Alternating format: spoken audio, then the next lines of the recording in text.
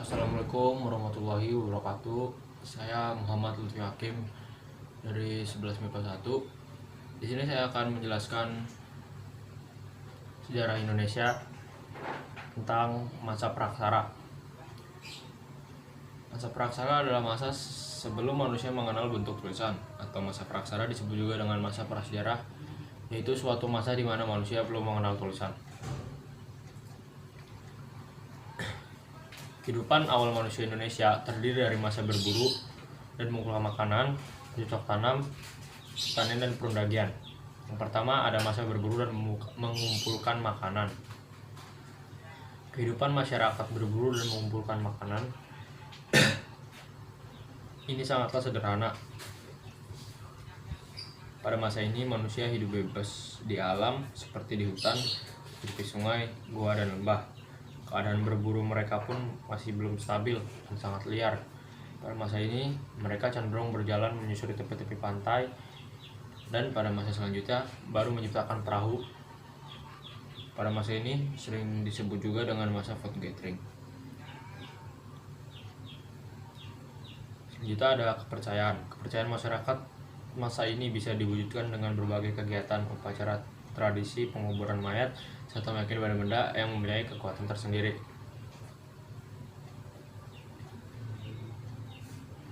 Pertama ada animisme.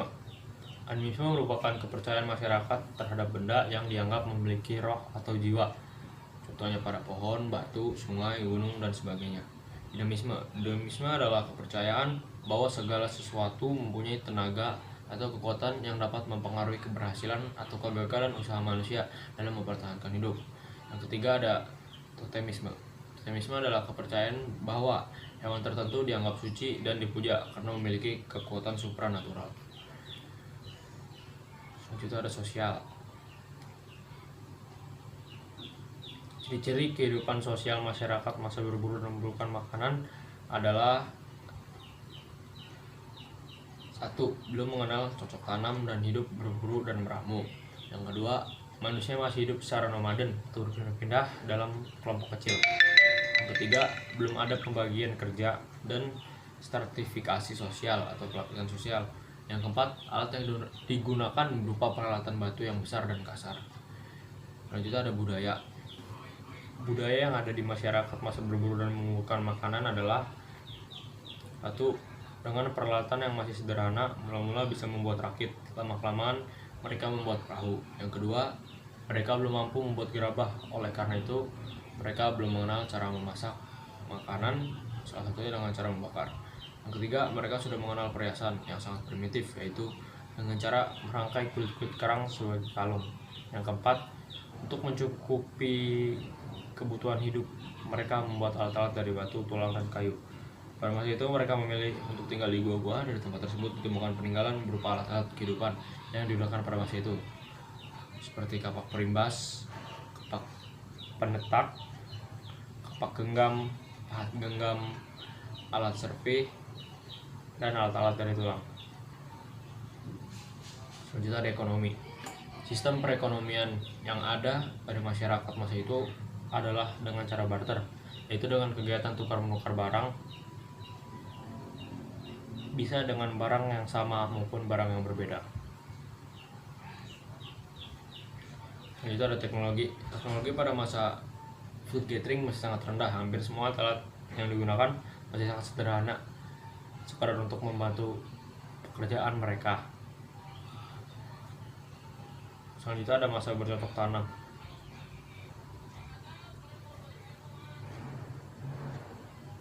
Setelah masa berburu dan mengumpulkan makanan, kehidupan masyarakat mengalami perkembangan, yaitu mulai mengenal masa bercocok tanam.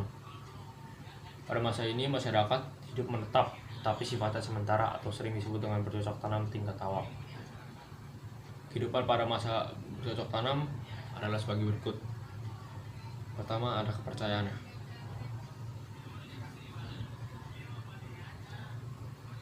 Manusia pada masa bermukim dan bercocok tanam sudah mengenal suatu kepercayaan terhadap kekuatan gaib, seperti animisme. Animisme adalah kepercayaan yang meyakini bahwa roh mendiami benda tertentu.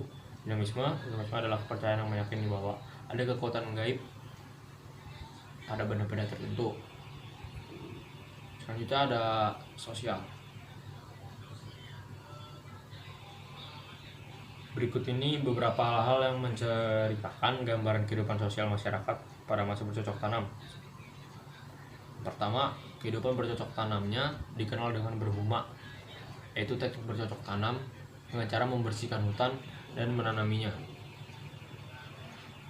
Yang kedua, telah tinggal menetap di suatu tempat. Mereka tinggal di sekitar rumah tersebut dengan cara bercocok tanam dan memelihara hewan-hewan jenis tertentu.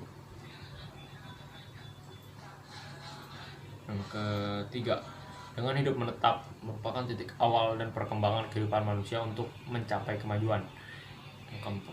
Yang keempat, jumlah anggota kelompoknya semakin besar sehingga membuat kelompok-kelompok perkampungan, meskipun mereka sangat sering berbeda-beda tempat tinggal. Yang kelima, muncul kegiatan kehidupan perkampungan. Karena itu dibuat peraturan untuk menjaga ketertiban kehidupan masyarakat. Yang keenam, diangkat seorang pemimpin yang berwibawa kuat dan disegani untuk mengatur para anggotanya. Yang ketujuh, mereka hidup bergotong royong sehingga mereka saling melengkapi, saling membantu, dan saling berinteraksi dalam upaya memenuhi kebutuhannya. Selanjutnya ada budaya.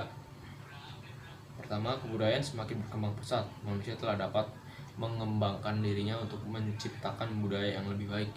Peninggalan kebudayaan manusia pada masa bercocok tanam semakin banyak dan beragam, baik terbuat dari tanah liat, batu, maupun tulang.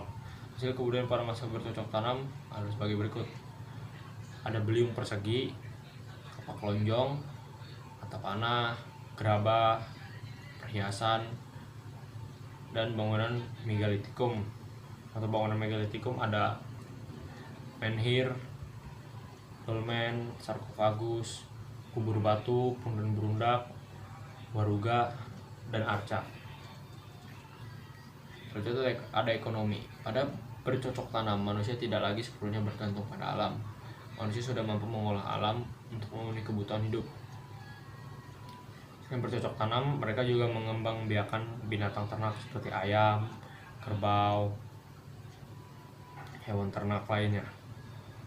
Meskipun sudah bercocok tanam dan melihara hewan ternak, kegiatan berburu dan mengumpulkan hasil hutan masih tetap dilakukan. Selanjutnya ada teknologi. Pada masa bercocok tanam, teknologi mengalami perkembangan yang luar biasa. Pada masa ini terjadi revolusi besar-besaran dalam peradaban manusia, yaitu kehidupan food gathering menjadi kehidupan food producing, sehingga terjadi perubahan yang sangat mendalam dan luas dalam seluruh penghidupan umat manusia. Selanjutnya ada masa perundagian. Masa perundagian memiliki peran penting dalam perkembangan sejarah di Indonesia. Hal ini dikarenakan pada masa ini hubungan antar daerah-daerah di sekitar kepulauan Indonesia sudah terjalin.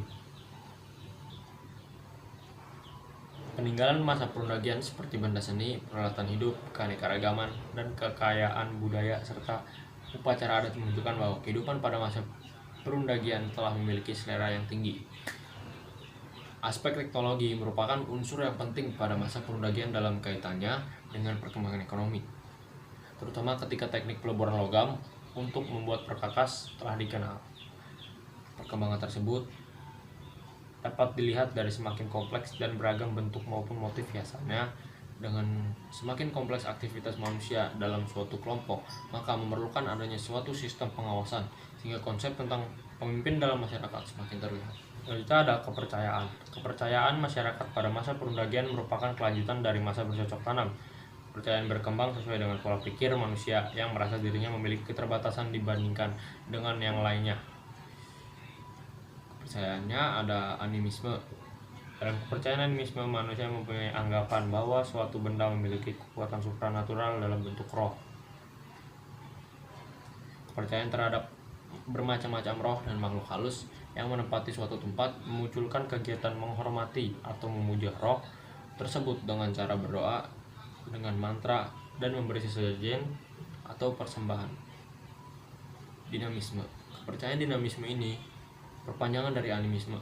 Roh atau makhluk halus yang diyakini berasal dari jiwa manusia yang meninggal kemudian mendiami berbagai tempat, misalnya hutan belantara, lautan luas, sumur mata air, dan lain-lain. Sosial. Ada beberapa ciri kehidupan sosial dari masa perundagian.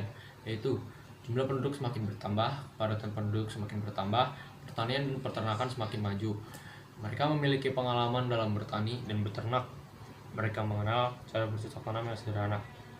Yang kedua, mereka memiliki pengetahuan tentang gejala alam dan musim. Mereka mulai dapat memperkirakan peristiwa alam dan memperhitungkan musim tanam dan musim panen.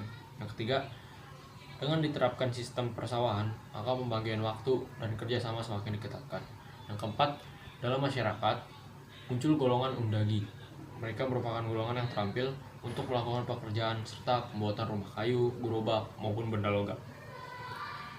Dari segi sosial, kehidupan masyarakat zaman ini semakin teratur. Contohnya ada pembagian kerja yang baik berdasarkan kemampuan yang dimiliki masing-masing individu. Yang keenam, pembagian kerja semakin kompleks, di mana perempuan tidak hanya bekerja di rumah, tapi juga berdagang di pasar. Selanjutnya ada budaya. 1. Masyarakat zaman ini telah menunjukkan tingkat budaya yang tinggi, terlihat dari berbagai bentuk benda seni dan upacara yang ditemukan, menunjukkan keterampilan masyarakat pendagian yang tinggi. Yang kedua, zaman ini ditandai dengan pesatnya kemampuan membuat alat-alat akibat perkembangan teknologi. Yang ketiga, pada zaman perunggu, orang dapat memperoleh jenis logam yang lebih keras daripada tembaga, sebab perunggu merupakan logam campuran dari tembaga dan timah. Yang keempat, pada zaman besi, manusia telah menemukan logam yang jauh lebih keras lagi, di mana harus dileburkan pada titik lebur yang cukup tinggi. Kelima, pada zaman perundagian, peralatan gerabah masih ditemukan dengan teknologi yang semakin maju. Hal ini menunjukkan bahwa peralatan dari gerabah tersebut tidak dapat digantikan dengan mudah oleh alat-alat dari logam. Selanjutnya ada ekonomi. Kehidupan ekonomi pada masa ini semakin pesat dan mengalami perkembangan dibandingkan dengan zaman yang sebelumnya. Adapun ciri kehidupan ekonomi pada masa perundagian adalah 1. Pada zaman ini sudah dapat mengenal sistem pembagian kerja. Yang kedua, rumah yang dihuni tidak semuanya sederhana, bahkan ada juga yang bertingkat. Yang ketiga, kegiatan ekonomi sudah maju dan berkembang, dimulai dari bidang perikanan, pertanian, kerajinan tangan, dan lainnya. Yang keempat, tatanan pendudukan lebih tertata rapi, tertib, dan terpimpin. Yang kelima, sistem pada masyarakat ini sudah teratur pada masa ini. Disinilah awal mulai aturan tata tertib dan norma dimulai. Yang keenam, masyarakat pada masa ini memiliki ketertarikan berburu dan mengandalkan makanan dari alam. Setelah alamnya berkurang, mereka akhirnya memilih untuk bercocok tanam dan membuat sawah. Yang ketujuh, di zaman ini sudah dapat ditemukan alat sawah seperti pisau dan bajak sawah. Selanjutnya ada teknologi. Perkembangan teknologi di Indonesia dimulai khususnya pada masa perundagian. Diawali dengan kepandaian menuang logam untuk melebur logam dan menjadikan suatu alat diperlukan cara-cara khusus yang belum dikenal sebelumnya. Zaman logam dibagi menjadi 3 zaman, yakni 1. Zaman tembaga. Di Indonesia tidak mengalami zaman tembaga karena tidak ditemukan hasil kebudayaan atau peninggalan dari zaman tembaga. Yang kedua ada zaman perunggu. Zaman perunggu adalah ketika manusia telah mampu membuat peralatan berbahan perunggu berupa campuran timah dan tembaga. Zaman besi adalah zaman ketika manusia telah mampu melebur biji besi dan membentuknya menjadi berbagai macam alat untuk mendukung keperluan hidupnya. Pada zaman perundagian ini terdapat 2 macam teknik pembuatan benda perunggu yang disebut dengan teknik 2 setangkup dan teknik cetakan lilin atau cetak tuang. Teknik 2 setangkup ialah teknik mencetak benda perunggu yang menggunakan 2 buah cetakan yang dapat saling ditangkupkan. Kemudian kedua cetakan saling ditangkupkan. Setelah logam dingin, cetakan kemudian dibuka, maka benda logam yang diinginkan telah dapat digunakan. Yang kedua ada cetak tuang. Cetakan ini bentuk benda yang dikehendaki dibuat terlebih dahulu dari lilin. Kemudian lilin itu dilapisi dengan tanah liat. Lilin yang telah dilapisi tanah liat itu dipanaskan. Cairan lilin akan mencair keluar dari lubang di tanah liat yang telah disiapkan. Dari lubang bagian atas tanah liat tadi dituang logam cair dan kemudian dibiarkan sampai cairan logam mendidih. Hasil kebudayaan dari jenis-jenis benda logam yang dibuat di Indonesia antara lain, yang pertama ada nekara. Nekara adalah genderang besar yang terbuat dari perunggu berpinggang di bagian tengahnya. Kedua ada kapak corong. Corong adalah kapak yang bagian tajam seperti kapak batu, hanya bagian tangkainya berbentuk corong. Yang ketiga ada bejana perunggu. Ya, perunggu adalah benda yang berbentuk seperti periuk, tetapi langsing dan gepeng. Yang keempat ada arca-arca perunggu, berupa arca yang menggambarkan orang yang sedang menari, berdiri, dan juga menggambarkan binatang antara lain seperti kuda dan kerbau. Yang kelima, perhiasan perunggu, berupa perhiasan yang banyak ditemukan sebagai bekal kubur seperti gelang-gelang, anting-anting, kalung, dan cincin. Kehidupan masa kini tidak bisa terlepas dari kehidupan tiga masa itu. Tampak masih ada yang percaya dengan benda-benda pusaka yang dianggap mempunyai kekuatan supranatural. Kehidupan sosial pun sampai sekarang masih membutuhkan orang lain, seperti halnya masih sekarang dengan munculnya komunitas-komunitas tertentu. Dalam hal teknologi, teknologi pun pengaruh besar, tidak mungkin menghasilkan teknologi secanggih sekarang jika sebelum manusia zaman dulu tidak memberikan kontribusi terhadap masa sekarang. Sekian video penjelasan dari saya, kurang lebihnya mohon maaf. Wassalamualaikum warahmatullahi wabarakatuh.